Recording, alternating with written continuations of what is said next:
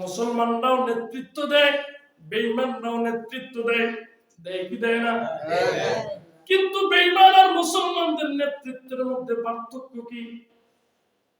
মুসলমানের নেতৃত্ব মানুষের মধ্যে সীমাবদ্ধ নয়। মুসলমানের নেতৃত্ব সমস্ত মাখলুকের উপর চলে। শুধু সমস্ত মাখলুক নয়, জমিনের উপর চলে, খালেও চলে, সব জায়গায় চলে কি চলে না?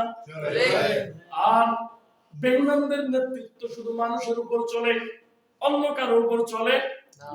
অন্য কারো উপর চলে না। মুসলমানদের নেতৃত্ব সবার উপর চলে, জমিনে চলে কি চলে না? ফারুক আজম আমিরুল মুমিনিন হযরতে ওমর রাদিয়াল্লাহু আনহু একদিন ফজরের নামাজে দাঁড়াইছেন। ফজরের নামাজে দাঁড়ানোর সঙ্গে সঙ্গে জমিন কেঁপে উঠছে। জমিন কি উঠছে? এবার বলেন তো, ওমর ফারুক রাদিয়াল্লাহু তাআলা আনহু খুব নরম টাইপের মানুষ ছিল? হ্যাঁ, এটা জানেন না আপনারা? প্রতিদিন খুতবায় বলে ওমর ফারুক রাদিয়াল্লাহু তাআলা কি ছিল? গরম ছিল। কি ছিল? গরম ছিল। এবার নামাজের মধ্যেই তো গরম হয়ে গেছে, জমিন কেন কাঁপবে? এবার নামাজটা শেষ করে তরবারি হাতে নিয়ে জমিনকে আঘাত করে বলল, এই জমিন, তোর কত বড় সাহস রে জমিন! যে জমিনের মধ্যে শুয়ে আছেন রাহমাতুল লিল আলামিন নবী, যে জমিনের মধ্যে শুয়ে আছে সিদ্দিক আকবর আবু বকর, যে জমিনের মধ্যে আমি খলিফাতুল মুসলিমিন দাঁড়িয়ে নামাজ পড়ি, তুই কাঁপতে আরম্ভ করলি। খোদার কসম করে বলি, খোদার কসম করে বলি, যেদিন থেকে ওমর ফারুক রাদিয়াল্লাহু আনহু জমিনকে ধমক দিয়েছেন, পৃথিবীর কত রাষ্ট্রে, পৃথিবীর কত জায়গায়, ইহা তককে বাংলাদেশেও কত ভূমিকম্প হয়, ওই যে ওমর রাদিয়াল্লাহু আনহু একদিন ধমক দিয়েছে, ওদিন থেকে আজও পর্যন্ত কোনদিন মক্কায় মদিনায় ভূমিকম্প হয় না। الحمد لمن قدر خيرا وخبالا الحمد لمن قدر خيرا وخبالا والشكر لمن صور حسنا وجمالا والشكر لمن صور حسنا وجمالا فرد صمد عن صفة الخلق بري فرد صمد عن صفة الخلق بري رب أزلي خلق الخلق كمالا رب أزلي خلق الخلق كمالا لا ند ولا ضد ولا حد لمولاه الآن كما كان ولم يلق زوالا الآن كما كان ولم يلق زوالا كلمة لا إله সবাই জবান খুলে লা ইলাহা ইল্লাল্লাহ লা ইলাহা ইল্লাল্লাহ লা ইলাহা ইল্লাল্লাহ সবাই জবান, কেউ জবান বন্ধ রাখবেন না। লা ইলাহা ইল্লাল্লাহ লা ইলাহা ইল্লাল্লাহ যার দিলে আসে রে ভাই আল্লাহর ভয়, আল্লাহ আল্লাহ সব সময়, আহার নিদ্রা ভালো লাগে না, আহার নিদ্রা ভালো লাগে না, ভালো লাগে শুধু ইল্লাল্লাহ লা ইলাহা ইল্লাল্লাহ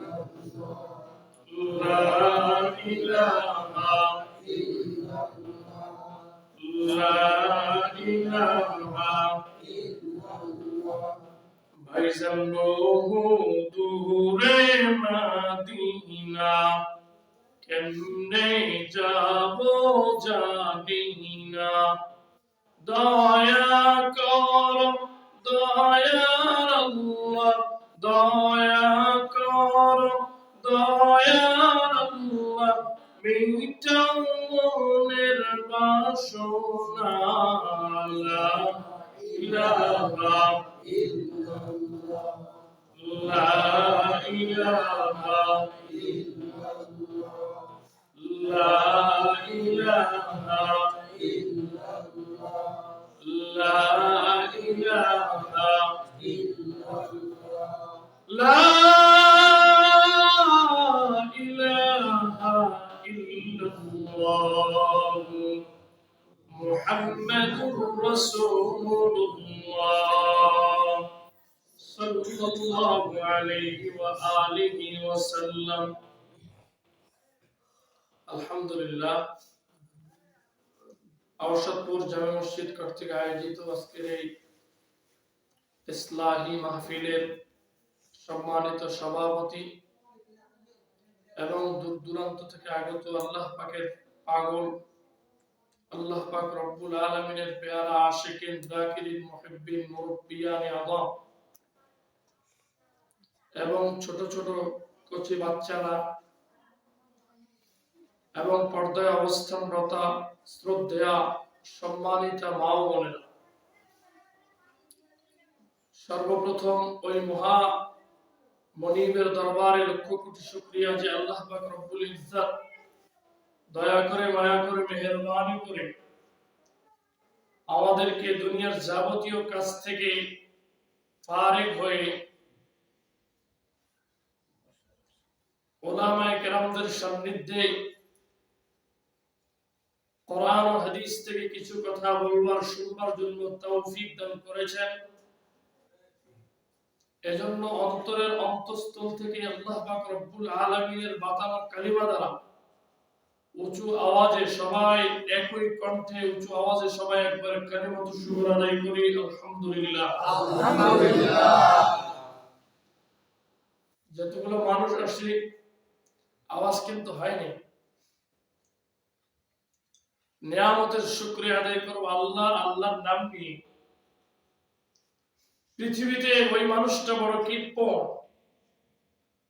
যে আল্লাহ পাক রব্বুল আলামিনের নামটা নিতেও কৃপণতা করে। এজন্য আবার সবাই জবান খুলে উঁচু আওয়াজে, মহিলারা নয়, মহিলারা আস্তে, সবাই উঁচু আওয়াজে জবান খুলে কালিমাতুশ শুকর আদায় করি আলহামদুলিল্লাহ। আলহামদুলিল্লাহ। লক্ষ কোটি দরুদ ও সালাম আকায়ে নাম তাজদার মদিনা মুহাম্মদ মুস্তাফা সাল্লাল্লাহু আলাইহি ওয়া আলিহি ওয়াসাল্লামের উপর, যিনাকে সৃষ্টি না করলে সাত আসমান সাত জমিন এবং আসমান আর জমিনের মাঝখানে যতগুলো জিনিস আছে কোনটা সৃষ্টি করতেন না। আরো মজার বিষয় হলো আল্লাহ পাক রব্বুল ইজ্জত আমাদেরকে 1,00,000 বা 2,24,000 পয়গম্বরের মধ্য থেকে যে পয়গম্বরটা শ্রেষ্ঠ সেই পয়গম্বরের উম্মত আমাদেরকে বানিয়েছে। এটা আমাদের ভাগ্য, এটা আমাদের কপাল বড় ভালো, এজন্য আমাদের কপালে এটা নসিব হয়েছে। সেজন্য ওই বিশ্বনবীর শানে একবার সংক্ষিপ্ত দরুদ পাঠ করি সাল্লাল্লাহু আলাইহি ওয়া আলিহি ওয়াসাল্লাম। সাল্লাল্লাহু আলাইহি ওয়াসাল্লাম। বয়ান শুরু করার পূর্বে দুই একটা কথা। এক নম্বর কথা হলো, যতক্ষণ বয়ান করব সবাইকে আমার দিকে তাকাইতে হবে এবং আমার কথাগুলো শুনতে হবে। এক নম্বর কথা। কেন? যদি মনোযোগ আমার দিকে না থাকে, আমার কথাগুলো যদি না শুনেন ধারাবাহিকতায়, তাহলে কোনো একটা কথা ছুটে যাবে, আপনার বুঝতে কষ্ট হবে। ফলে আপনারা না বুঝার কারণে বিভ্রান্ত হবেন। এটা এক নম্বর। দ্বিতীয় নম্বর হলো, কি ওয়াজ করলো, কি শুনলাম, কিছুই বুঝলাম না। এক নম্বর কথা। এক নম্বর কি বললাম, আমার দিকে তাকাইতে হবে এবং আমার কথাগুলো শুনতে হবে মনোযোগ দিয়ে। দ্বিতীয় নম্বর, পৃথিবীতে এমন কোন গাড়ি তৈরি হয় নাই যে গাড়ি তেল ছাড়া চলে। হয়েছে? পৃথিবীতে কি এমন কোন গাড়ি আছে যে গাড়িটা তেল ছাড়া চলে? নাই। পৃথিবীতে যতগুলো গাড়ি আছে সব গাড়িগুলো তেল দিয়েই চলতে হবে। কোন গাড়িতে ডিজেল, পেট্রোল, অকটেন যে কোনো তেল দেওয়াই লাগে। আমাদের বক্তাদের হলো তেল আপনাদের আওয়াজ, আপনাদের আগ্রহ।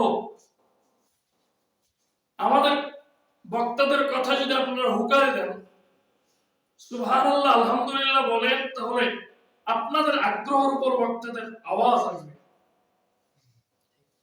তাহলে আমার পক্ষ থেকে হবে ওয়াজ, আপনাদের পক্ষ থেকে কি বলেন একটু? এটার জন্যই তো বলছি একটা আওয়াজ দেন। আমার পক্ষ থেকে ওয়াজ, আপনাদের পক্ষ থেকে আওয়াজ। যদি আপনারা আওয়াজ দেন তাহলে কথাগুলো সুন্দর হবে, আমার মন থেকে কথাগুলো বাইর হবে। পারবো তো ইনশাআল্লাহ? পারবো তো ইনশাআল্লাহ? ওয়াজ শোনার মন মানসিকতা আছে? আছে? সবাই একবার আল্লাহকে ডাক দেন, আল্লাহ আল্লাহ আল্লাহ।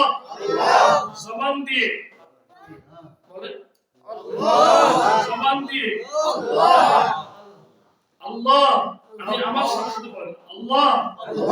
জবান দিয়ে এমন কিছু কথা বাহির করেন যেগুলো বক্তা শ্রোতা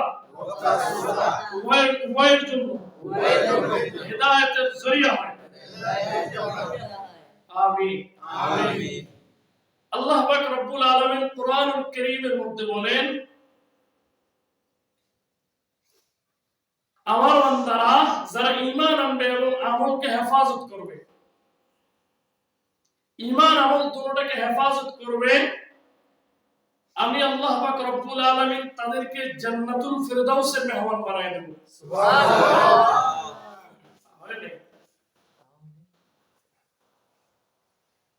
ঈমান আমল যে হেফাজত করবে, ঈমান আমল হেফাজত করার কারণে আমি রব্বুল আলামিন তাকে জান্নাতুল ফিরদাউসের মেহমান বানায় দেব। সুবহানাল্লাহ। মক্কার কাফের বেঈমান মুশরিকরা, একদম মুশরিক, বলল যে মুহাম্মদের হাত ধরে যারা ঈমান এনেছে, মুহাম্মদের হাত ধরে যারা ইসলাম গ্রহণ করেছেন, তারা হলো বেক্কম। তারা কি? বেক্কম, বোকা। আমাদের দেশে কি বলে? বোকা বলে। কেন? তারা স্বাধীন জিন্দেগিকে পরাধীন করে দিয়েছে। আগে মুহাম্মদের হাত ধরে ইসলাম গ্রহণ করার আগে যা ইচ্ছা তা করত, তাকে কেউ বাধা দেওয়ার মতো মানুষ ছিল না। যখন ইসলাম গ্রহণ করেছেন, মুহাম্মদ সাল্লাল্লাহু আলাইহি সাল্লামের হাতে যখন হাত দিয়েছেন, তখন পরাধীন হয়ে গেছে। আচ্ছা বলুন তো, একটা মানুষ যখন ইসলামের ছায়াতলে আশ্রয় গ্রহণ করবে, তার সে কি স্বাধীন নাকি পরাধীন? স্বাধীন না, পরাধীন। আল্লাহর দিন। কার দিন? আল্লাহর দিন। যে ব্যক্তি ইসলামের ছায়াতলে আশ্রয় গ্রহণ করবে, আগে ইসলামের ছায়াতলে আসার আগে ওই ব্যক্তিটার জন্য কোনো কিছু হারাম ছিল না। কোনো কিছু হারাম ছিল না। ইসলামের ছায়াতলে আসার কারণে আগে সে গান শুনতে পারত, গান তার জন্য বৈধ ছিল। ইসলামের ছায়াতলে আসার কারণে তার জন্য গান কি হারাম, তার জন্য কি হারাম। তাহলে সে স্বাধীন নাকি পরাধীন? স্বাধীন নাকি পরাধীন? চাইলে সে গান শুনতে পারবে, কিন্তু দুঃখ আর পরিতাপের বিষয় হলো ইসলামের রাজধানী সৌদি আরব। ইসলামের রাজধানী কোথায়? ইসলামের রাজধানী সৌদি আরবের মধ্যে এখন স্টেজ শো যেগুলো করা হচ্ছে, গানের স্টেজ, ওগুলোতে কি করা হচ্ছে? কাবা শরীফের মতো ব্যানার গুলো তৈরি করা হচ্ছে। কাবা শরীফের মতো ব্যানার গুলো তৈরি করে অর্ধ উলঙ্গ ফুল উলঙ্গ নর্তকীরা নাচতেছে আর গান গাইতেছে। বলুন তো, কাবা শরীফের আদলে ব্যানারটা তৈরি করে যে অর্ধ উলঙ্গ ফুল উলঙ্গ নর্তকীরা যে নাচানাচি করতেছে, এটা কি কাবা শরীফের সম্মান হয়েছে নাকি অসম্মানে হয়েছে? আবার কোথায়? বাংলাদেশেও না, কোথায়? শ্রীলঙ্কায়ও না, কোথায়? ইসলামের রাজধানী সৌদি আরবের। মনে হয় কিয়ামত অতি নিকটে চলে আসছে। এজন্যই তো কাবা শরীফের আদলে তৈরি করে গানের স্টেজ গুলো তৈরি করে। আবার মজার বিষয় হলো, স্টেজ কতগুলো বানাইছে, মাঝখানে কাবার মতো করে বানাইছে, এরপর চারদিকে নর্তকীরা নাচতেছে, গান গাইতেছে। তার মানে আমরা কাবা শরীফে যে তোয়াফ করি, সেই তোয়াফটার ভঙ্গি নিয়ে তারা গান করতেছে। কাবা শরীফের সম্মান। আল্লাহ এদেরকে হেদায়েত দান করুন। যদি কপালে হেদায়েত না থাকে ধ্বংস করে দেবে। যে ইসলামের ছায়াতলে আশ্রয় গ্রহণ করলো মুহাম্মদের হাত দ্বারা, সে চুরি করতে পারবে না। ইসলামের ছায়াতলে যারা মুহাম্মদের হাত দ্বারা ইসলামের ছায়াতলে আসলো, তারা লক্ষ লক্ষ লক্ষ লক্ষ টাকা ঘুষ নিয়ে চাকরি দিতে পারবে? বলেন না। চাকরি দিতে পারবে না। সুদটা তো কমপক্ষে খাইতে পারবে? হ্যাঁ, শুধু খাইতে পারবে না। মানুষের আইল কাটতে পারবে না। তাহলে কি বুঝলেন? মুহাম্মদের হাত দ্বারা যারা ইসলাম গ্রহণ করেছেন তারা হলো স্বাধীন নয়। এইটাই মক্কার কাফের বেঈমান মুশরিকরা বলে যে এরা ব্যাককল। কেন? মুহাম্মদের হাত দ্বারা যখন ইসলাম গ্রহণ করেছেন তখন তো তাদের কোনো স্বাধীনতা নেই, তারা তো হলো পরাধী। আল্লাহ পাক রব্বুল আলামিন বলেন তারা ব্যাককল নয়, তারা ব্যাককল নয়। আল্লাহ বলেন যে যারা ঈমান আমল হেফাজত করবে, মুহাম্মদের হাত ধরে যারা ইসলাম গ্রহণ করবে, আমি রব্বুল আলামিন তাদেরকে জান্নাতুল ফেরদাউসের মেহমান বানায় দেব। সুবহানাল্লাহ। কি বানায় দিবে? কাদেরকে জবাব দিয়ে দিল? কাফের মুশরিক বেঈমান। আবার মজার বিষয় হলো, যেগুলোকে আল্লাহ নিষেধ করেছে ওগুলো আমাদের করতে বেশি মনে চায়। ঠিক নেই? ওগুলোর মধ্যে মজা বেশি। আল্লাহ কইছে গান গাইস না, আমরা বলি যে গান গাইতেই তো মজা লাগে। আল্লাহ কইছে গান শুনিস না, আমরা কই গান শুনতেই বেশি মজা লাগে। ঠিক নেই? আল্লাহ কয় সুদ খাইস না, আমাদের কি সুদেই বেশি মজা লাগে। আল্লাহ কয় ঘুষ খায়, মানুষের চাকরি দিয়ে ঘুষ খাইস না, কিন্তু আমাদের ওটাই বেশি মজা লাগে। ঠিক না বেটি? আবার যেটা আল্লাহ আদেশ করেছেন এটা করো, এটার মধ্যে মজা লাগে না। আল্লাহ বলছে নামাজ পড়ো, মজা লাগে না। আজ শীতের দিন হলে তো আরো, গরমের দিন একটু ঠেলে মিলি যায়, শীতের দিন হলে তো আরো। আল্লাহ বলছে রোজা রাখ, আমাদেরকে রোজা রাখতে ভালো লাগে না। ভালো তো লাগেই না। আবার কিছু দোকানদার রমজান মাস আসলে নিজের দোকানকে পর্দা করে। শুনে রাখেন, রমজান মাস আসলে যারা নিজের দোকানকে পর্দা করায় তার দুই গুনাহ। যে রোজা রাখলো না তার গুনাহ, খাওয়াইলে যে এটার আরেক গুনাহ। রমজানুল মুবারকে প্রত্যেকটা মানুষের জন্য রোজা রাখা আবশ্যকীয়, ফরজ। আল্লাহ কইছে রোজা রাখ, আমাদেরকে ভালো লাগে না। আল্লাহ কইছে কোরআন পড়, ভালো লাগে না। তাহলে দুইটা জিনিস, নিষেধ আদেশ। যেগুলো আদেশ করেছেন এগুলো ভালো লাগে না, যেগুলো নিষেধ করেছেন এগুলো কি লাগে? ভালো লাগে। ঠিক না? ভালো লাগে। অথচ আমাদেরকে নিষেধ থেকে বেঁচে থাকতে হবে, আদেশগুলো মানতে হবে। যত ধরনের নাওয়াহি আছে, যত ধরনের আল্লাহ নিষেধ করেছেন, সব নিষেধগুলো মেনে চলতে হবে, আদেশগুলো মানতে হবে। নিষেধগুলো বর্জন করতে হবে, আদেশগুলো মানতে হবে। ইসলাম, ঈমান আর ইসলামকে যারা হেফাজত করেছে, আমরা মনে করি তারা মনে হয় ঈমান আনলে, আমল করলে মনে হয় তারা মনে হয় নিচে নেমে যাবে। অথচ কোটি কোটি ঘটনা সাক্ষী, ইসলাম আনছে, আমল করেছে, ঈমান আমলকে হেফাজত করেছে, আল্লাহ পাক রব্বুল আলামিন জিরো থেকে হিরো বানিয়ে দিয়েছে। খলিফাতুল মুসলিমিন হযরতে ওমর রাদিয়াল্লাহু আনহু বহুদিন পর মক্কায় বেড়াইতে গেছেন, বাবার বাড়ি বেড়াইতে গেছেন। ওই যে মদিনায় গিয়েছিলেন, নবীর সাথে হিজরত করে মদিনায় গেলেন, আর আসেন নাই। নবীজির ইন্তেকাল মুবারক হয়ে গেলেন। ইসলামের প্রথম খলিফা হলেন সিদ্দিক আকবর। সিদ্দিক আকবর ওনারা ইন্তেকাল হয়ে গেলেন। এবার মুসলমানের দ্বিতীয় খলিফা হলেন হযরতে ওমর। হযরতে ওমর খেলাফতের মসনদের মধ্যে বসার পর, এবার বাবার বাড়ি বেড়াইতে গেছেন মক্কায়, সাথে অনেক সাথী সঙ্গী গেছে।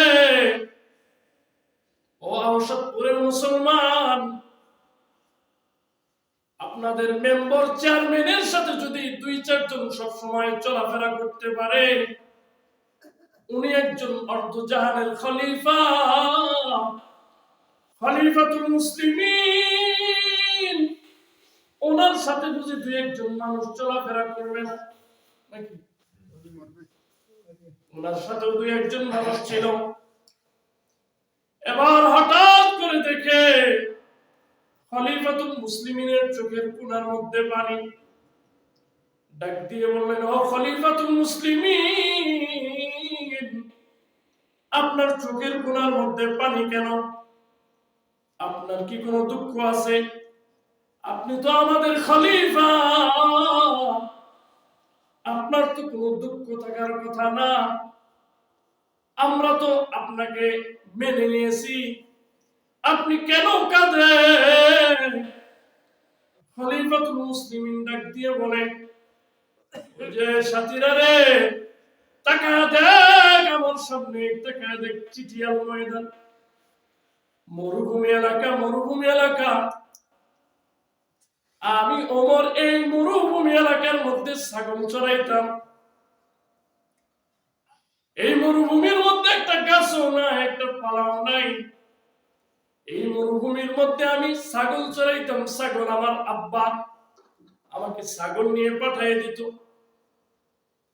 প্রতিদিন আমি বিকাল বেলা বাবার কাছে মাইর খাইতাম। বাবা বিকাল বেলা বাড়িতে গেলে প্রতিদিন মার দিত।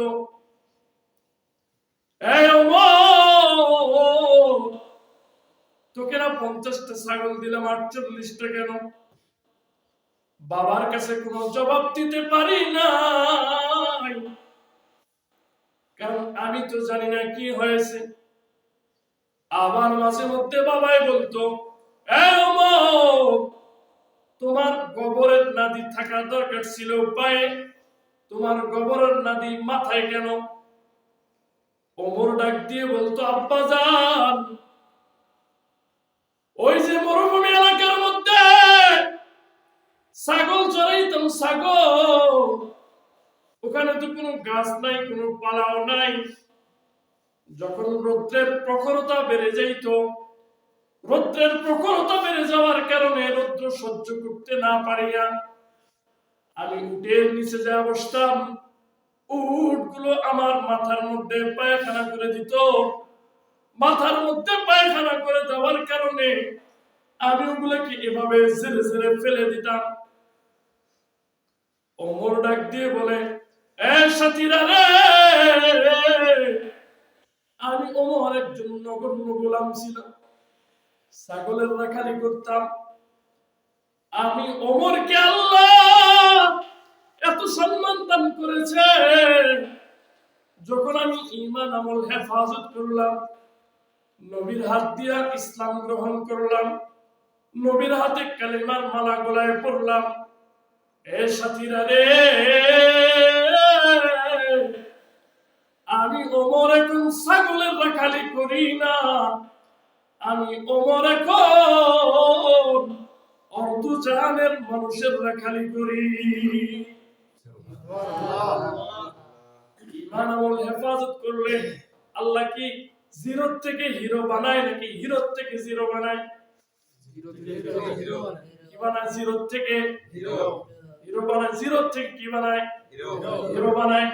আল্লাহ সম্মান, এই সম্মান দিয়েছেন কে? আল্লাহ। আওয়াজ করে বলেন কে? আল্লাহ। কুলিল্লাহুম্মা মালিকাল মুলকি তুতিল মুলকা মিম্মান তাশা ওয়া তানজিউল মুলকা মিম্মান তাশা ওয়া তুইজ্জু মান তাশা ওয়া তুযিল্লু মান তাশা বিয়াদিকাল খায়র ইন্নাকা আলা কুল্লি শাইইন কাদির। আল্লাহ ডাক দিয়ে বলেন, ও নবী আমার উম্মতদেরকে বলে দিন, আমি দুনিয়ার জমিনে কিছু মানুষকে আমি রাজত্ব দান করব, কিছু মানুষকে আমি ক্ষমতা দান করব। ক্ষমতা পাইয়া যেন সে মালিক না হয়ে যায়। ক্ষমতা পাওয়ার পরে যদি সে মালিক হয়ে যায়, আল্লাহ জানায় দিলেন, ওয়া তানজিউল মুলকা মিম্মান তাশা, আমি আল্লাহ কাউকে ক্ষমতা দেয়, আবার কাউকে ক্ষমতার থেকে নামায়া দেয়। ইজ্জতের মালিক আল্লাহ, বেইজ্জতের মালিক আল্লাহ। কাউকে ইজ্জতের চেয়ারে বসানোর মালিক আমার আল্লাহ, কাউকে ইজ্জতের চেয়ার থেকে ঘাড় ধাক্কা দিয়া নামানোর মালিক কে? আল্লাহ। আর একটু আওয়াজ করে বলেন কে? আল্লাহ। আল্লাহ যাকে চায় ইজ্জতের চেয়ারে সমাসীন করে। ওমর ছিল রাখাল, বানাইলো অর্ধজাহানের খলিফা। হযরত ইউসুফ আলাইহিস সালাম ছিল কয়েদি, একজন কয়েদি ছিল। আল্লাহ ওই কয়েদিকে আল্লাহ মিশরের প্রধানমন্ত্রী বানায় দিছে কি দেন নাই? আল্লাহ যাকে চায় ইজ্জতের চেয়ারে বসায়, আবার আল্লাহ যাকে চায় ইজ্জতের চেয়ার থেকে নামায়া দেয়। দেয় কি দেয় না? চাইলেও কেউ ইজ্জতের চেয়ার ধরে রাখতে পারে না। কেউ কেউ তো বলেছিল 41 সাল পর্যন্ত আমার মেয়াদ। বুঝেন না? 41 সাল পর্যন্ত মেয়াদ। আবার অন্য বাবার জমিন, এই জমিনটা কি কারো বাবার? কারো বাবার জমিন নয়। আপনার যে জমিনটা আছে এটা আপনারও নয়। কিছুদিনের জন্য আল্লাহ মালিকানা দিয়েছেন, এরপর যখন চলে যাবেন মালিকানা হারায়া যাবে। আবার বলেছিলেন এই বাংলাদেশ আমার বাবার বাংলাদেশ। আবার 41 সাল পর্যন্ত এভাবে চেয়ারে চাপি বসছে। আল্লাহ কয় 24 সালের পাশে আগস্ট তুই পার হইতে পারবি না। 24 সালের পাশে আগস্টে তোমাকে বাংলাদেশের জনগণরা নামায়া ওই দিল্লিতে পাঠায়া দিবে। ঠিক না ভাই? কেমন ইজ্জত! যখন বাংলাদেশে ছিল তখন বড় বড় মন্ত্রী নেতারা খুব দাপট, এইভাবে কোটটা এইভাবে, কেউ আবার এভাবে, কত যে ভাব। যখন প্রধানমন্ত্রী যখন চলে গেল, পালায়া গেল, তখন পালানোর কোনো জায়গা পায় না। বিমানবন্দরে তো মানুষের নজর। এবার কি করলো? দুইজন মিলে পরামর্শ করলো, বুদ্ধি করলো, পানিপথে যাব। এবার ওখানে গেল, পানিপথে যাওয়ার জন্য লঞ্চের কাছে গেল। যাইয়া একজন তো ধরাই খাইলো, তার নাম হলো আইনমন্ত্রী আনিসুল হক। এবার খাওয়ার পর বলে, আমাকে কি একাই নিবি? ওই দরবেশ দাড়ি কাটছে ওটারেও নেই, ঠিক না বেটি? দরবেশটা তো কেউ চিনতে পারে নাই, কারণ নবীর সুন্নত দাড়ি ছিল, দাড়িগুলো কেটে ফেলাইছে, তাকে তো মানুষ দাড়ি দেখেই চিনছে।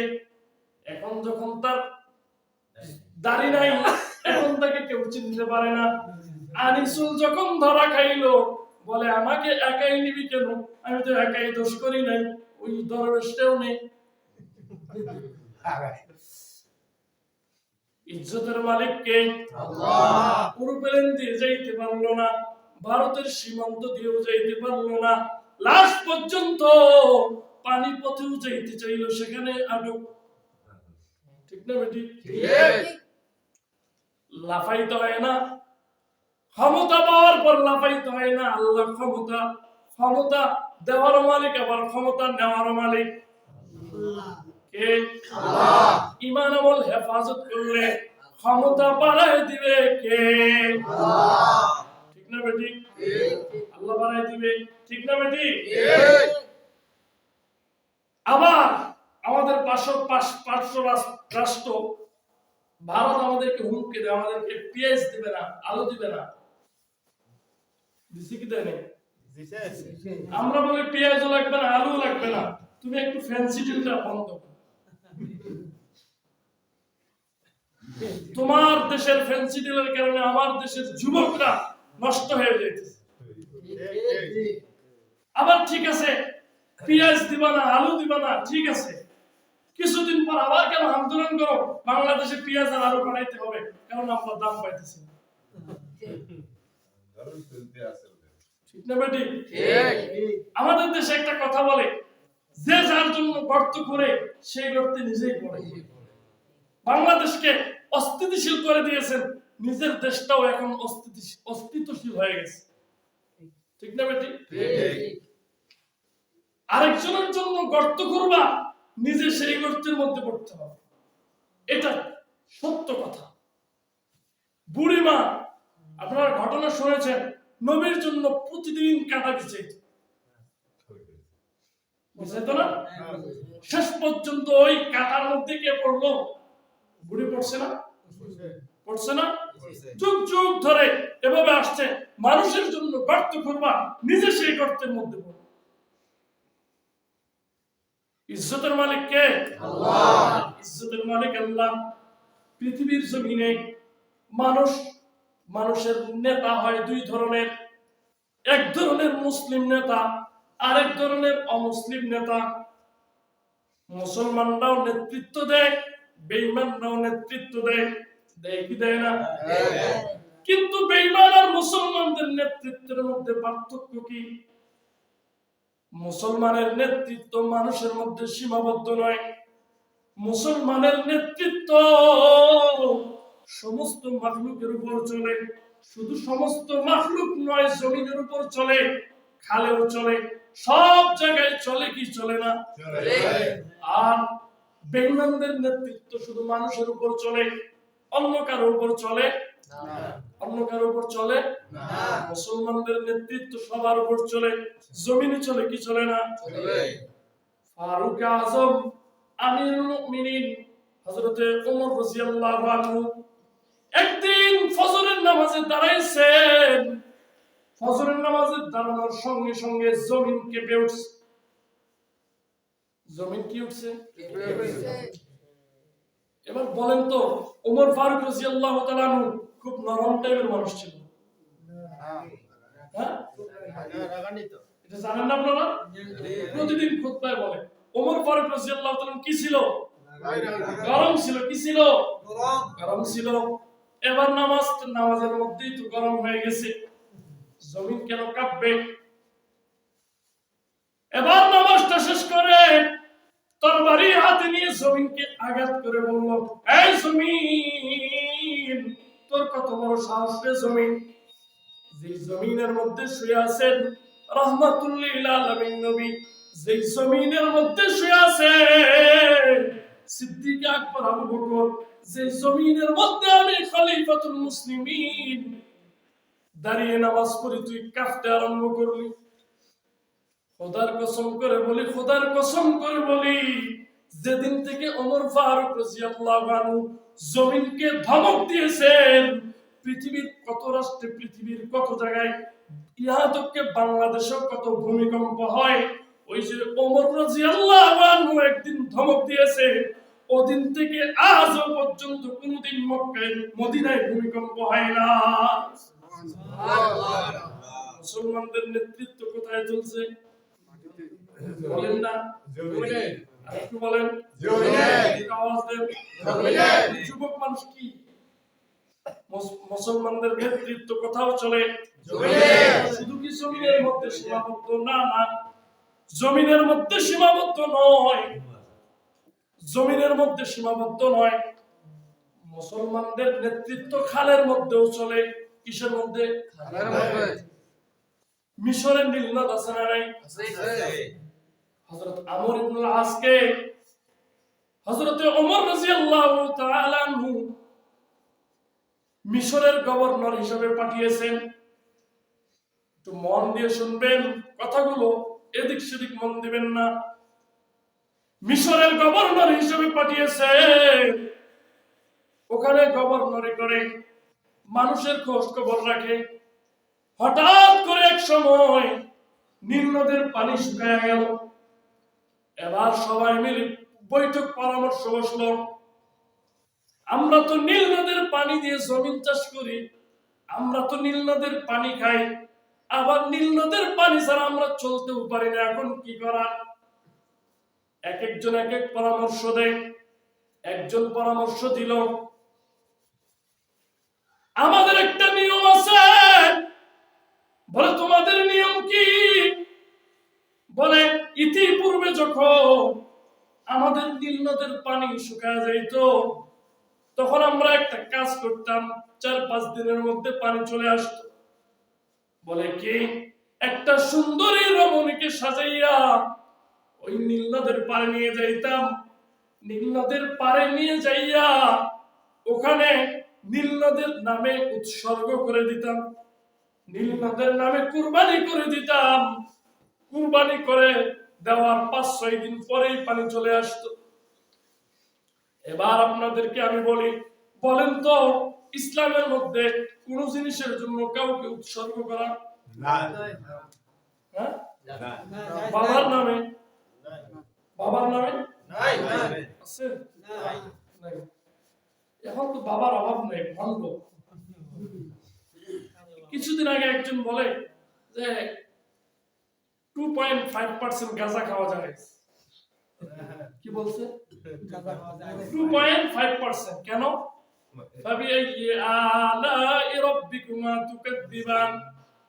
কোন নিয়ামতকে অস্বীকার করবা? গাঁজাও একটা নিয়ামত, গাঁজাও খাওয়া যাবে, গাঁজাও খাওয়া যায়। 2.5%। গাঁজাখোরের গাঁজাখুরি কথা, ঠিক না? ঠিক। হ্যাঁ, এই জন্য ভালো মানুষ ধরতে হবে। দুনিয়াতে পীরের অভাব নাই, দুনিয়াতে রাহবারের অভাব নাই। সলিড রাহবারকে মা আনা আলাইহি ওয়া আসহাবি, নবী বলেন এই গুণটা যার মধ্যে আছে সেই হলো সলিড পীর। নবীজি সাল্লাল্লাহু আলাইহি সাল্লাম যা আনছেন, নবীজি সাল্লাল্লাহু আলাইহি সাল্লাম যা বলেছেন, সাহাবায়ে কেরামরা যা বলেছেন, সাহাবায়ে কেরামরা যা করেছেন, এগুলো যার মধ্যে আছে, এগুলো যার মধ্যে আছে সে হলো সলিড পীর। আর বাকিগুলো এক পীরে কয়, এক পীরের মুরিদে কয়, আমাগো বাবার দরবারেতে কত গরু যায়। আচ্ছা, গরুর দলে গরু যাবে না? হ্যাঁ, মানুষের দলে মানুষ যাবে। ভালো মানুষের কাছে ভালো মানুষ যাবে, খারাপ মানুষের কাছে এটি স্বাভাবিক।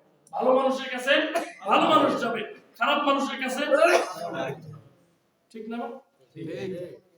এবার হযরত আমর ইবনুল আস ডাক দিয়ে বললেন, খবরদার খবরদার, এটা ইসলাম সাপোর্ট করে না, অ্যাকসেপ্ট করে না। মনে আছে আপনাদের?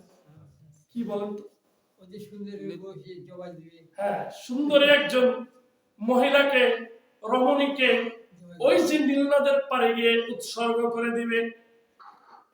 হযরতে আমর ইবনে আস বলে, না না, এটা ইসলাম সাপোর্ট করে না, ইসলাম অ্যাকসেপ্ট করে না।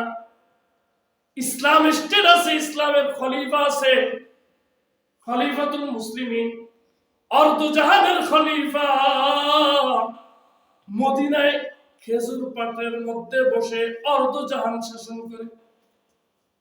হযরতে ওমরের কাছে চিঠি লিখলো, ইয়া আমিরুল মুমিনিন, হে আমাদের বাদশা, ঘটনা তো এরকম হয়ে গেল।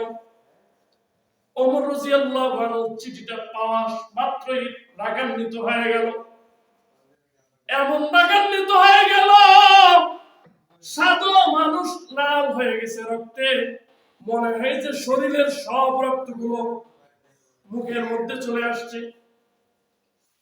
এবার ওমর রাদিয়াল্লাহু তাআলা আনহু রাগান্বিত হওয়ার পর এখন চিঠির জবাব লিখবে কি লিখবে না?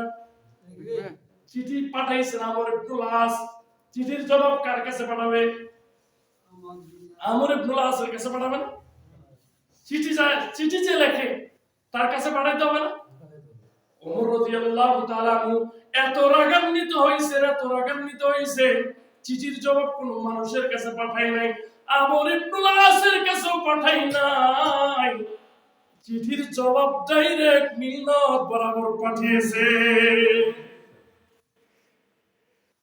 এবার ওমর রাদিয়াল্লাহু আনহু বলেন, আরে মিলনাত, তোকে আল্লাহ বানাইছেন মানুষের খেদমতের জন্য, আদ-দুনিয়া খুলিকাত লাকুম, নবীজি ডাক দিয়ে বলেন, আদ-দুনিয়া খুলিকাত লাকুম, দুনিয়ার সব কিছু বানাইলো তোমার জন্য, মানুষের জন্য, ওয়া আনতুম খুলিকতুম লিল আখিরাহ, আর তোমাদেরকে শুধু বানাইছেন আখিরাতের জন্য। আমাদেরকে বানাইছেন আখিরাতের জন্য, আর দুনিয়ার সবগুলো বানাইছেন কার জন্য? আমাদের জন্য। আমাদেরকে আখিরাত আর দুনিয়ার সবগুলো আমাদের জন্য বানাইছেন। রে মিলনাত, আমার চিঠি পাওয়া মাত্র যদি তুই তোর বুক থেকে পানি না উঠাস, সামনে বছর তোমাকে রাখবো না, ভরাট করে ফেলবো। যদি পানি দাও তাহলে ভালো, যদি পানি না দাও ভরাট করে ফেলবো। এবার চিঠি যখন আমর ইবনে আসের কাছে যখন চিঠি পৌঁছলো, এবার মিশরের মানুষরা হাসাহাসি আরম্ভ করে দিল, আর বলল, এই বুঝি মুসলমানদের খলিফা তো ব্যাককল, কোন মানুষের কাছে চিঠির জবাব দিল না, আমর ইবনে আসের কাছেও চিঠির জবাব দিল না। আচ্ছা, কেউ যদি এক জমিনের কাছে চিঠি পাঠায়, তাকে ব্যাককল বলবে না? বলবে কি বলবে না? একটু বলেন, জবান খুলেন। আপনারা তো মনে হয় বিয়ে করতে আসছে, জবান খুলেন, ব্যাককল বলবে না? ওরকম ওমর রাদিয়াল্লাহু তাআলা নকে ব্যাককল বলতেছে, এই বুঝি মুসলমানদের খলিফা এত ব্যাককল, কোন মানুষের কাছে চিঠির জবাব লিখলো না, নীল নদের কাছে চিঠির জবাব লিখলো। কিন্তু আমর ইবনে আস ওমর রাদিয়াল্লাহু আনহুকে চিনে কি চিনে না? চিনে কি চিনে না? লাউ কানা বাদি নাবিয়্যান লাকানা ওমর, নবী বলে আমার পরে যদি কেউ নবী হইতো ওমর হয়ে যেত নবী। ওমরের কত মর্যাদা, ওমরের অনেক মর্যাদা। একটা হাদিস বলবো? হযরত আলী রাদিয়াল্লাহু তাআলা একদিন স্বপ্নের মধ্যে দেখতেছেন, এখন থেকে যা বলবো স্বপ্ন, এরপরে আবার কি বলবো পরে, এখন স্বপ্ন বলতেছি। আলী রাদিয়াল্লাহু আনহু একদিন স্বপ্নের মধ্যে দেখতেছেন, ফজরের নামাজ শেষে আনসারী এক মহিলা আসছে, এক টোপলা খেজুর নিয়ে আসছে, নতুন গাছের খেজুর আনিয়া বলে, কে আসো রে, আমার নতুন গাছের খেজুর আমিরুল মুমিনিনের হাতে তুলে দাও। এবার একজন সাহাবী তার কাছে নিয়া ওই খেজুরগুলো নিয়া নবীজি সাল্লাল্লাহু আলাইহি সাল্লামের কাছে দিলেন।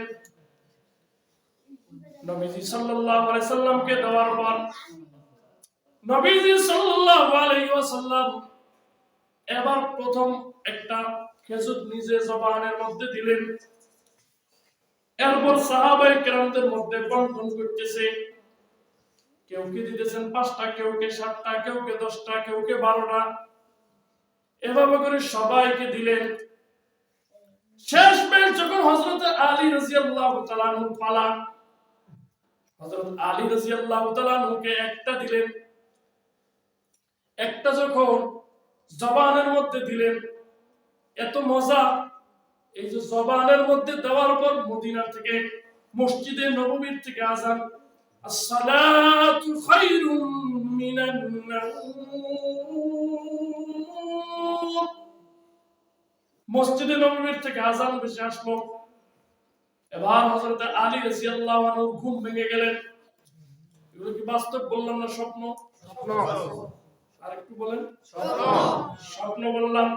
এবার যখন ঘুম ভেঙে গেল, মসজিদে নববীর মধ্যে গেল, যারা নামাজ পড়লো, নামাজ পড়ার পর এখন স্বপ্নের মধ্যে ঘটছিল যে এটা হুবহু বাস্তব ঘটে যাইতেছে। নামাজ শেষে দেখে এক আনসারী মহিলা এক বল খেজুর নিয়া এসে বলতেছে, কে আসো রে? আমার খেজুর, নতুন গাছের খেজুর খলিফাতুল মুসলিমিনের হাতে তুলে দাও। তখন খলিফাতুল মুসলিমিন হযরতে ওমর রাদিয়াল্লাহু আনহু এবার ওই খেজুরের পাত্রটা ওমর রাদিয়াল্লাহু তাআলা আনহুর হাতে দিলেন। আমরা তো এরকম করি কি করি না? নতুন গাছের কাঁঠাল হলে মাদ্রাসায় দেই কি দেই না? নতুন গাছের শসা, নতুন গাছের সবজি দেই কি দেই না? বরকতের জন্য দেই। এটা সাহাবায়ে কেরামরাও দিবেন, আমরাও দেই। সামনে দিব না? হ্যাঁ, সামনে দেওয়ার চেষ্টা করব, ঠিক না? তারা হলো মেহমান, তারা আল্লাহর মেহমান, নবীর মেহমান, তাদেরকে খাওয়াইলে আল্লাহ বরকত দেন। দিব তো ইনশাআল্লাহ? দিব তো ইনশাআল্লাহ। তো নতুন গাছের খেজুর ওমর রাদিয়াল্লাহু আনহু হাতে তুলে দিলেন। হযরত ওমর রাদিয়াল্লাহু তাআলা একটা জবানের মধ্যে দিয়েছেন, কয়টা? একটা। এবার সাহাবায়ে কেরামের মধ্যে বন্টন করেন। কাউকে দেন 5টা, কাউকে 7টা, কাউকে 10টা, কাউকে 12টা। শেষমেশ আবার আলীকে দেন। এবার হযরত আলী রাদিয়াল্লাহু তাআলা আনহুকে একটা দিয়েছেন, কয়টা? একটা। একটা এটা জবানের মধ্যে দিয়েছেন, এত স্বাদ, এত স্বাদ। এটা একটা খাওয়ার পর এবার হযরত আলী রাদিয়াল্লাহু আনহু বলে, ও খলিফাতুল মুসলিমিন, খেজুর তো আরো আছে, আর কয়টা দেওয়া যায়নি? আমরা চাই কি চাই নামাজের মধ্যে? হযরত আলী রাদিয়াল্লাহু তাআলা আনহু চেয়ে বসলেন। এটাই হলো মূল জায়গা। ওমর রাদিয়াল্লাহু তাআলা কত বড় মানুষ। এবার ওমর রাদিয়াল্লাহু তাআলা আনহু বলে, স্বপ্নের মধ্যে নবী তোমাকে একটা দিয়েছে, আমি ওমর তোমাকে একটার বেশি কেমনে দেই? সুবহানাল্লাহ। কি রে যুবক, যুবক এমন কিছু কাজ নাই করতে পারে না। এই বাংলাদেশে স্বৈরাচারকে হটাইছে কে? যুবকরা। বলো, কে হটাইছে? যুবক হটাইছে না? যুবক এমন কোন কাজ নাই যেটা পারে না। আপনারা বলেন, আপনাদের এই যে বাবারা যদি সন্তানদেরকে বলে যে বিয়ে করে আন, কমপক্ষে 5টা আনবে। কয়টা? কেন? ও তো লাইন করে 10টার সাথে। রাগ হয়ে গেল নাকি? এক যুবক যুবতীর বিবাহ হয়েছে। বিবাহ হওয়ার পর এবার বাসর রাত্রিতে গেছে। এবার বাসর রাত্রিতে যাওয়ার পর খাটে যায় না যুবক, ওই ঘরের কোণার মধ্যে বসে গান গাইতেছে, সুখের গান। কি গাইতেছে? বিবি ঠকি নাই, ঠকি নাই রে। এবার স্ত্রী বলে, তুমি আজকে তো বাসর রাত্রি, তুমি আসো বিছানায়, ওখানে মনের সুখে গান গাইতেছো, কি হয়েছে? কি ঠকো নাই তুমি? বললে যদি তুমি রাগ করো, বলে না বলবো না। রাগ করবো না। তখন বলতেছে, বিবি ঠকি নাই রে, তুমি আমার 9 নম্বর বিবি রে। কি কইছে? এবার স্ত্রী বলে, আমি ঠকি নাই রে, তুমি আমার 11 নম্বর স্বামী রে।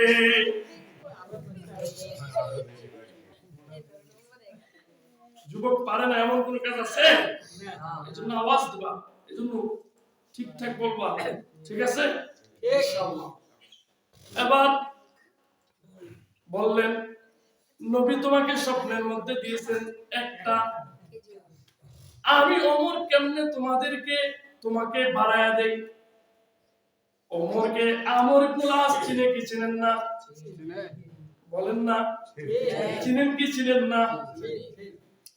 এবার আমর ইবনুল আস তাদের কথায় কোনো ভ্রুক্ষেপ করতেছে না। তারা বলছিল, মুসলমানদের খলিফা কত ব্যাককল, মানুষের কাছে চিঠি লেখেন নাই। কোথায় চিঠি লিখছে? কোথায় লিখছে? দিল্লাতে লিখছে। এবার আমর ইবনুল আসের আস্থা আছে না নাই? এবার আমর ইবনুল আস চিঠিটা নিয়া নীল নদ বরাবর গেছে, নীল নদের মাঝখানে গেছে, মাঝখানে যাইয়া চিঠিটা রাখছে, রেখে উঠতেছে। আমর ইবনুল আস বলে, চিঠি রাখিয়া এবার পারে উঠার আগে নীল নদে পানি দ্বারা ভরপুর হয়ে গিয়েছে। বলুন তো, মুসলমানদের নেতৃত্ব কোথায় চললো? নীল নদে কোথায়? পানির মধ্যে চললো কি চললো না? এই যে মুসলমানদের নেতৃত্ব আর বেঈমানের নেতৃত্বের মধ্যে পার্থক্য। বেঈমানের নেতৃত্ব শুধু মানুষের উপর, এজন্যই তো বেঈমানরা মানুষের উপর জুলুম করে কি করে না? করে কি করে না? জুলুম করে, আত্মসাৎ করে, মানুষের টাকা মেরে খায়, গরিবের পেটের মধ্যে লাথি মেরে খায় কি খায় না? গরিবরা কত কষ্ট করে চাউল বানায়, এই চাউল বাজারে বেচতে গেলে কম টাকা, ঠিক না? গরিবের, কৃষকের যেই বেচতে যাবেন এটাই কম, ঠিক না? জালেম যারা আছে শাসক, বেঈমান যারা আছে তারা কষ্ট দেয়, তারা হলো জালেম। আর তাদের প্রজারা হলো মজলুম। পৃথিবীতে কোন মুসলিম শাসক পাবেন না যে মুসলিম শাসকটা মানুষদেরকে জুলুম করেছে। এমনও তো ঘটনা আপনারা শুনেছেন, মুসলিম শাসকরা যখন ছিল তখন বাঘে আর বকরি এক পাত্রের মধ্যে পানি খাইছে। খাইছে কি খায় নাই? এখন কেন খায় না? বলে সেই ইনসাফ এখন নাই। ইনসাফ নাই। এজন্য বলতেছি, যারা মুসলিম শাসক তারা কোনদিন মানুষের উপর জুলুম করে না, মানুষের টাকা খায় না। আর যারা জালেম, যারা বেঈমান, তারা হলো মানুষের উপর জুলুম করে। চাকরি নিতে গেলেও টাকা ঘুষ দেওয়া লাগে কি লাগে না? গরিবের ছেলেরা কষ্ট করে জমিনের মধ্যে ফসল উঠায়া কষ্ট করে ইউনিভার্সিটির মধ্যে পড়ায়, কলেজের মধ্যে পড়ায়, ইঞ্জিনিয়ার বানায়। এবার ওই ইঞ্জিনিয়ার, ওই মাস্টার গুলোকে চাকরি দিতে 10 লাখ টাকা লাগে। কেন 10 লাখ টাকা লাগবে? কেন? কত কষ্ট করে পড়লো, রাতকে রাত, দিনকে দিন, রাতকে রাত মনে করে নাই, দিনকে দিন মনে করে নাই। এই যে 22-23 বছর কত কষ্ট করে পড়লো, এত কষ্ট করে পড়ার পরেও যদি 10 লাখ টাকা দিয়ে, 10 লাখ টাকা ঘুষ দিয়ে যদি চাকরি নেওয়া লাগে, এই চাকরি করার থেকে না করাই ভালো। আর দেওয়া লাগবে কেন? বলে দেওয়া লাগবে এজন্য শাসক এটা মুসলিম নয়, এটা বেঈমান। বেঈমান শাসক মানুষের উপর কি করে? জুলুম করে। আল্লাহ কয়, জুলুম করবি কর, আমি কার সাথে? তোদের সাথে নাই, আমি হলো মজলুমের সাথে। কার সাথে? এই যে এত বড় হয়েছে, বৃদ্ধ হয়ে গেছেন, দাড়ি পেকে গেছে, আজও পর্যন্ত কি শুনছেন কোন গরিব না খেয়ে কোনদিন আছে? কিন্তু এরকম হাজার মেসাল আছে, হাজার উদাহরণ আছে, কোটি কোটি টাকার মালিক খাইতে পারে না। কোন কি গরিব শুনছেন যে গরুর গোশত খাওয়া যাবে না? শুনছেন? শুনলে বলেন। কিন্তু এরকম হাজার বড় লোক আছে যাদেরকে ডাক্তার বলে গরুর গোশত একবারই খাওয়া যাবে না। কেন? কার সাথে আল্লাহ আছে? মুসলিমের সাথে। কার সাথে? মুসলিমের সাথে আল্লাহ আছে। কত জুলুম করবি, কত জুলুম করবি। ইন্না আযাবা রাব্বিকা লাশাদীদ। আমি আল্লাহ ধরি না, ধরি না, ধরি না, ধরলে আবার সারি। দেলোয়ার সাইদি একটা কথা বলছিল, কত জুলুম করবি, কত জুলুম করবি, কর, 12 কোটিতে লারা দিবে মামু বাড়ি দিল্লি গিয়ে পড়বা। বলছিল কি বলে নাই? আজকে ঘটে গেল কি ঘটে গেল না? জুলুম যখন, জুলুমের মাত্রা যখন বেড়ে যায়, এটা শুধু সরকারের ক্ষেত্রে নাই, পরিবারের মধ্যে যদি কেউ জুলুম করে ওকে আল্লাহ সাইজ করে। জুলুমকারী জালেমদের পক্ষে আল্লাহ নাই, আল্লাহ কার পক্ষে? মুসলিমদের পক্ষে। 3 জন ব্যক্তির দোয়া আল্লাহ ডাইরেক্ট কবুল করে নেয়। কয়জন ব্যক্তি? 3 জন ব্যক্তির দোয়া আল্লাহ ডাইরেক্ট কবুল করে নেয়। 1 নম্বর হলো দাওয়াতুল মুসলিমি আলা জালেম, জালেমের মুসলিমের বদদুয়া জালেমদের উপর, এটা আল্লাহ ডাইরেক্ট কবুল করে নেয়। 2 নম্বর মা বাবার দোয়া, এটা ডাইরেক্ট আল্লাহ কবুল করে নেয়। 3 নম্বর যারা গভীর রাত্রে আল্লাহর কাছে দোয়া করে, এটা আল্লাহ ফেরত দেয় না। দুনিয়ার সব দরজাগুলো বন্ধ থাকে যখন, তখন একটা দরজা খোলা থাকে, সেই দরজাটা কার? আল্লাহ। আওয়াজ করে বলেন কার? আল্লাহ। একটা দরজা খোলা থাকে, এটা হলো আমার আল্লাহ। দুনিয়ার সব দরজাগুলো বন্ধ, দুনিয়ার সব দরজাগুলো তালা, একটা দরজা খোলা, সেটা হলো আমার মাওলার রহমতের দরওয়াজা।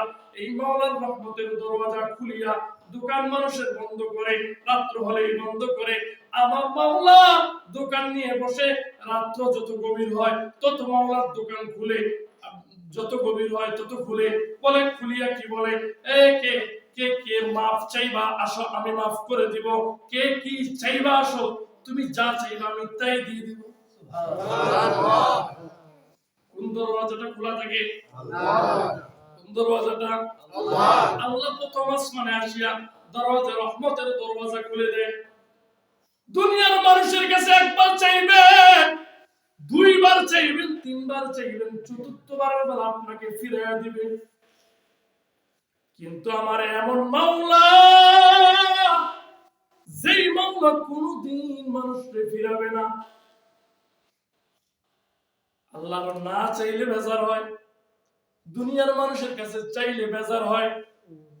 আর আল্লাহ কি না চাইলে কি হয়?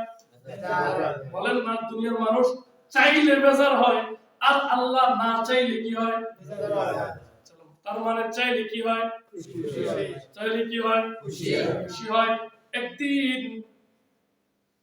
নবী করিম সাল্লাল্লাহু আলাইহি ওয়াসাল্লাম আম্মা জানা আয়েশা সিদ্দিকা রাদিয়াল্লাহু আনহার ঘরে গেছেন, যে একটা অফার দিলেন। কি দিলেন? আমরা আমাদের সন্তানদেরকে অফার দেই কি দেই না? 2 বছরের মধ্যে হাফেজ হবা, একটা সাইকেল নিয়ে দিব, দেই কি দেই না? এবার স্কুলের মধ্যে পাস হবা, সাইকেল নিয়ে দিব, বলে কি বলে না? আপনাদেরকে বলে না? বলে নাই?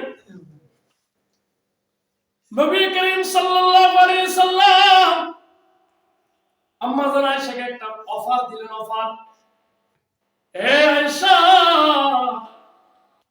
আজকে তুমি আমার কাছে যা চাইবে আমি তাই দিব। আম্মা জানা আয়েশা খুশি হয়ে গেলেন। এরকম অফার তো কোনোদিন দেয় না, এরকম অফার কোনোদিন দেয় না, হঠাৎ করে দিয়েছেন। আর হঠাৎ করে একটা অফার পাইলে এটা কি কেউ ছাড়ে? কেউ ছাড়ে? এখন নবীর কাছে কি নিবে? নবী একটা অফার দিয়েছেন, তুমি আমার কাছে যা চাইবে আমি তাই দিব। এখন চিন্তা করে কি নবীর কাছে কি নিব। এখান থেকে আপনারা যাওয়ার পর আপনাদের বিবিকে যদি আপনারা বলেন যে তুমি আজকে যা চাইবা তা দিব, তখন সে কি বলবে জানেন? ওই যে এই বিরলের অমুক কসমেটিকের দোকানটা এনে দাও, বলবে কি বলবে না? আবার বলবে অমুক ওই যে কাপড়ের দোকানটা এনে দাও, বলবে কি বলবে না? কিন্তু আম্মাজান আয়েশা বলেন আমি পেরেশান হয়ে গেছি, কি নবীর কাছে চাইবো? পেরেশান হয়ে গেছে, নবীর কাছে কি চাইবে? এবার হুজুরের কাছে অনুমতি চাইলেন, আমি একটু চিন্তা ভাবনা করে দেখি তারপর আপনার কাছে চাইবো জিনিসটা। হুজুরের কাছে রুখসত নিয়ে এবার বাবার কাছে গেছেন। বাবাকে, আম্মাজান আয়েশার বাবাকে বলেন না, আবু বকর সিদ্দিক রাদিয়াল্লাহু আনহু সিদ্দিক আকবরের কাছে গেছেন। সিদ্দিক আকবরের কাছে যাইয়া বলে, ও বাবা আমার, নবী তো এরকম অফার দিয়েছেন আমাকে। এবার সিদ্দিক আকবর বলে, ও বেটি, তোমাকে আমি বলতে পারি একটা শর্ত আছে। বাবাও এখন শর্ত লাগায়, বাবাও কি লাগায়? শর্ত লাগায়। বলে কি শর্ত? বলে নবী যে কথাটা তোমাকে বলবে সর্বপ্রথম আমাকে বলতে হবে। কি বলছে? নবী যে কথাটা বলবে সেই কথাটা সর্বপ্রথম কাকে বলতে হবে? আমাকে বলতে হবে। এবার মাদার আয়েশা সিদ্দিকা রাদিয়াল্লাহু আনহা রাজি হয়ে গেলেন। এবার বললেন, আব্বা বলো বলো, তোমার প্রস্তাবে আমি রাজি হয়ে গেছি, সর্বপ্রথম আমি তোমাকেই বলবো। এবার ডাক দিয়ে বললেন, এ মা, নবীর কাছে যে আজকে যেটাই চাইবে সেটা পাইবা, কিন্তু দুনিয়ার কোনো কিছু চাইও না।